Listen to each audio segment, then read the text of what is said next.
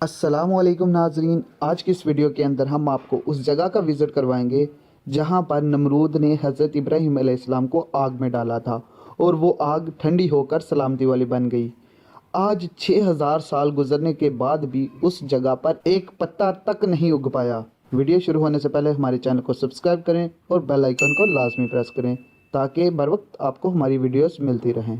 ये वो मकाम है, वहाँ जनाब इब्राहिम को ऊपर ये नमरूद का जो है वो यहाँ करीब में महल था। उन्होंने सारा यहाँ पे चारों तरफ लकड़ियाँ जला दी थी।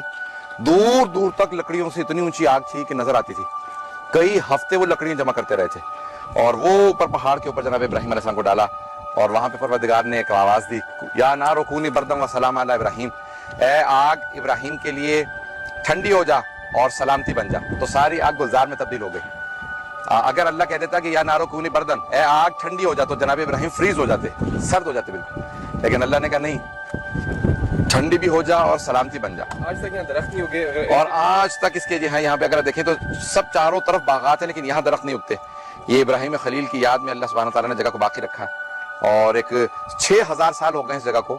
अगर आप देखें तो ये जनाब इब्राहिम खलील का मौजज़ा यहाँ आज भी बाकी है।